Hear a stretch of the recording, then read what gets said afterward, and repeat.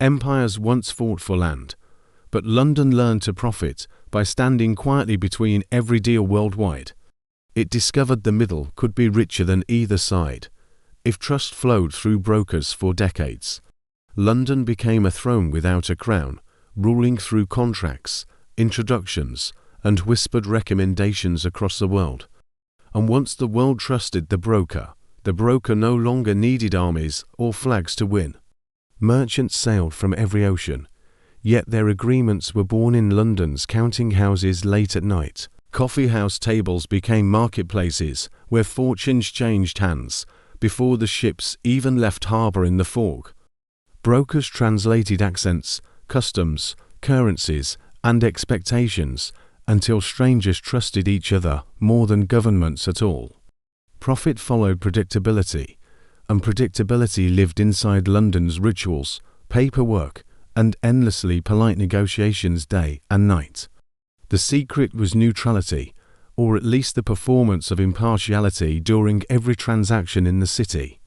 Buyers could bargain hard, sellers could resist firmly, while London simply hosted the exchange for a fee. That fee funded an invisible empire of clerks, lawyers, runners, and reputation guardians who never slept anywhere.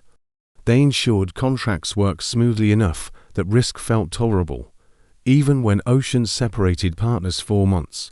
Insurance houses joined the network, promising compensation when storms, markets, or politics destroyed cargo on the journey. Brokers stitched these promises together until even uncertainty became a tradable commodity priced in London each day. Investors far away could fund ventures they would never visit, guided only by correspondence and shared intermediaries. The broker's throne grew taller because it promised access, which mattered more than ownership to real wealth. As the empire expanded, London refined its middleman craft into disciplined professional guilds trusted around the world. Training, etiquette, and record-keeping mattered as much as capital and connections within the City of London. Mistakes threatened reputation, and reputation was the true currency powering every negotiation, more stable than metal anywhere. One broker's word could move money faster than ships, carriages, or royal decrees across entire continents overnight. Financial crises only strengthened London's position as brokers guided capital back toward perceived safety in nervous times. When others panicked, London appeared calm, efficient, and relentlessly committed to settlement above everything for all parties. That reliability meant deals preferred passing through London, even when negotiations happened elsewhere entirely in the world. The throne grew not through force, but through the gravity of accumulated confidence layered slowly over generations. Brokers connected sovereign states, corporations, investors, and families into one vast marketplace of obligations managed in London. Debt issuance, mergers, commodities, currencies, and shipping insurance all intersected through the city's corridors day and night. To participate fully, outsiders needed insiders who understood etiquette, timing, and institutional memory preserved by seasoned brokers. So the throne maintained itself by continuously producing experts fluent in London's financial language for the world. Even as technology accelerated trading speed, the human broker remained essential for complex negotiation. Trust required people. Algorithms executed orders, but relationships still determined access, terms, and information before execution in every major market. London excelled at maintaining these relationships, hosting conferences, dinners, and discreet private conversations across every time zone comfortably.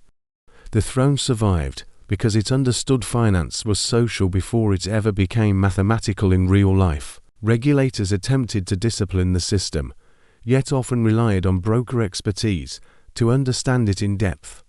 This created mutual dependence, where oversight and industry quietly needed each other to function effectively over time. London's reputation for fairness, discretion, and excellence protected the throne even during scandals that shocked the world. The city apologized, investigated, adapted, and continued, proving resilience was its greatest competitive advantage in global history. As emerging markets grew, many tried building rival financial hubs with skyscrapers and modern infrastructure to compete. But London retained something harder to copy: centuries of embedded trust layered through precedent and shared memory. The broker's throne depended less on assets than on reputation, relationships, and credibility built over generations worldwide. And credibility ages slowly, like stone buildings darkened by rain, surviving political weather and changing leadership effortlessly. Today the broker's throne still stands, though its tools include data, algorithms, and instant communication as well. But beneath the screens, the same ancient choreography of trust, access, and negotiation continues in every deal. Money may move faster, but relationships still choose the direction before orders are placed each day. And more often than not, that direction passes quietly through London before reaching its destination every time. The throne is invisible, built from habits, expectations, precedents, and conversations repeated across generations of global finance. It does not need borders, flags, or an anthem, only participants who keep returning again and again. Because every deal seeks confidence, and confidence still gathers where brokers have never stopped listening to stories. And in that gathering place, the broker's throne continues ruling without ever appearing to rule at all. But every throne eventually faces challenges, especially when technology promises to replace human brokers completely one day. Electronic platforms claimed neutrality, speed, and fairness, reducing negotiation into numbers, flashing across anonymous screens for everyone. Many predicted London would fade, losing relevance as relationships surrendered control to algorithms and global connectivity forever. Yet the broker's throne adapted, learning software, regulation, and diplomacy faster than almost any rival anywhere today. Brokers began curating liquidity, matching specialist buyers with sellers during volatile markets when automation hesitated nervously badly. They translated complexity into confidence, explaining risks privately before trades reached the public or mirror books at speed. During panics, clients still preferred human voices promising calm, rather than silent dashboards glowing across empty offices.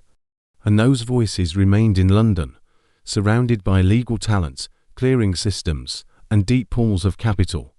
Regulators tightened surveillance after scandals, yet continued relying on experienced brokers to interpret evolving market behavior correctly. London positioned itself as both referee and host, enforcing discipline while still welcoming global capital without prejudice. The throne survived because it did not resist change. It quietly managed it for everyone involved daily. Investors trusted London's ability to evolve without abandoning the rituals that protected markets through centuries of turbulence.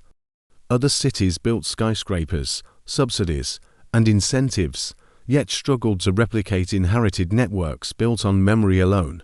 Relationships cannot be legislated or purchased quickly. They must mature slowly through years of uncertainty and success. London's brokers inherited archives of precedent, introductions, reputations, and favors extending across continents and generations silently worldwide. Standing between parties therefore remained valuable, because neutrality mixed with knowledge creates unmatched negotiating leverage everywhere today. Even governments used London brokers to place debt, restructure obligations, or discreetly explore impossible diplomatic conversations privately. Corporations relied on them during mergers, acquisitions, and crisis management when reputations required careful choreography under pressure. Wealth funds, family offices, and sovereigns trusted London to mask scale, while securing terms from cautious partners. In exchange, the city protected confidentiality, maintaining the delicate theatre required for agreement between competing interests globally. Critics argued brokers concentrated power without accountability, shaping outcomes for profit, rather than fairness or democracy itself. Scandals periodically exposed manipulation, collusion, and abuse, reminding the world that trust can always fracture unexpectedly overnight. Yet London responded with inquiries, reforms, and stricter oversight, reinforcing legitimacy while keeping the throne firmly intact. The cycle repeated, scandal followed by redemption, and confidence gradually returned to familiar desks overlooking narrow streets. Today the broker's throne represents coordination rather than command, organizing complexity no government could manage alone effectively. It sits at the intersection of law, capital, diplomacy, technology, and human instinct for negotiated compromise globally. So long as trust remains scarce and risk unpredictable, brokers will remain interpreters between ambition and caution. And London will continue offering the stage, the script, and the audience for those conversations to happen. The broker's throne survives because it sells something rarer than money, the feeling that deals are possible. As long as that feeling lives in London, every negotiation eventually finds its way back there again. Not because London demands obedience, but because it offers certainty dressed carefully in discretion and tradition always. And in a world addicted to risk, certainty will always sit quietly on the throne in London. If this story reshaped how you see brokers, power, and London's quiet role between every global deal, remember, the strongest empires today are middlemen, selling trust while others fight openly for ownership and recognition.